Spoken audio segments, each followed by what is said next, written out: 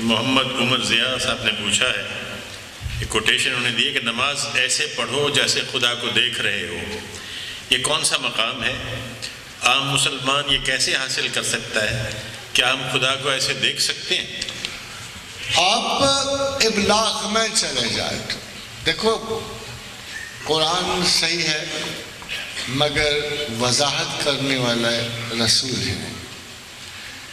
یہ آپ کو سوچنا چاہیے کہ جو آپ ڈائریکٹلی جب قرآن کی آیت سنتے ہو یا حدیث رسول سنتے ہو تو آپ کو بتایا عرب اتنا بلیغ تھا، اتنا فصیح تھا کہ ایک ایک جملے میں وہ پوری کائنات سمیٹ دیتا.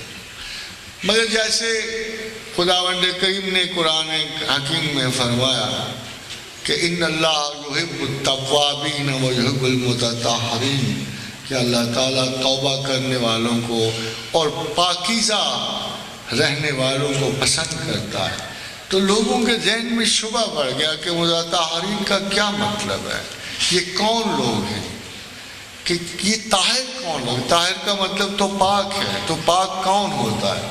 تو رسول اکرم صلی اللہ علیہ وسلم سے پوچھا گیا کہ یہ کون ہے، طاہر کا کیا مطلب ہے؟ تو فرمایا جو ڈھیلے کے بعد آپ دست لیتے ہیں، a little more clean، یعنی اگر شرن دیکھا جائے تو جو ڈھیلا استعمال کرتے وہ پاک ہو جاتے ہیں، وہ نماز پڑھ سکتے ہیں. مگر وہ لوگ جن کی سینس آف ڈیسینسی زیادہ ہے یا پاکیزگی کا احساس زیادہ ہے، وہ بعد میں جا کے استنجا بھی کرتے ہیں. تو یہ جو لٹل ڈیفرنس ہے پاکیزگی کا، یہ ان کو مطہرین میں داخل کر دیتی ہے.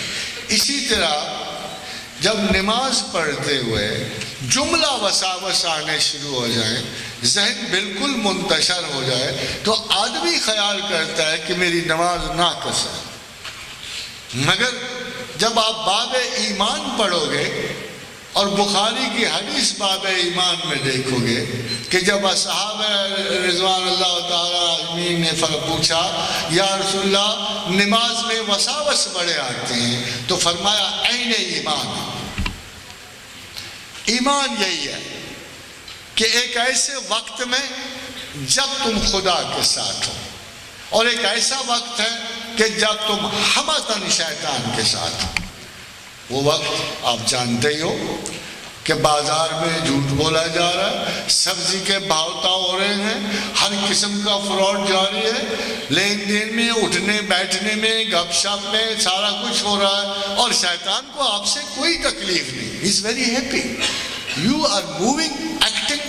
چاہے وہ خواتین ہو، چاہے وہ ہر قسم کی جہالتیں ہو رہی ہیں، شیطان کو آپ سے کیا مطلب مخاصمت ہو سکتی ہے. مگر جو ہی آپ مڑے، آپ نماز کو آئے، آپ نے شیطان کی شریعت کو باطل کر دی. اب مجبوری، یہ کیا مصیبت پڑ گئی، یہ کدھر چل پڑا، یہ تو ابھی میرا اتنا اچھا ساتھی تھا، ابھی تو بڑے بڑے دعوے لاف گزاف کر رہا تھا، جھوٹ بول رہا تھا، چیز بیچنے کے لیے کوالٹی اس کی بدل رہا تھا، اب کدھر چل پڑا ہے. تب وہ آپ کو وساوس سے آشنا کرے گا، اور جتنی بھی زیادہ وساوس دے گا، اگر اس کے باوجود آپ نے نماز پڑھی تو خدا کو یہ نماز بہت زیادہ قبول ہوگی، کیونکہ یہ اصحاب ایمان کی نماز ہے. تو اسی لیے حضور صلی اللہ علیہ وسلم نے فرمایا کہ جس کو نماز میں زیادہ وساوس ہو وہ صاحب ایمان ہے. اور خدا کو دیکھنے کا بھی یہی مطلب ہے. اللہ کو دیکھنے کا مطلب یہی ہے کہ باوجود اس کے کہ شیطان پوری طرح بہکا رہا ہے، آپ کی نظر اللہ پہ ہے.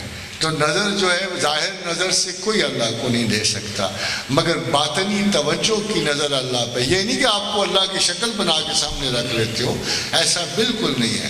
مگر جب آپ یہ ارادہ اور عہد کرتے ہو کہ ہم اللہ کی نماز پوری کریں گے، اے اللہ ہم تیری نماز پوری کریں گے، اللہ میں توفیق بخش کے ہم تیری نماز پوری کریں گے، تو گویا اللہ آپ کا نگران ہے.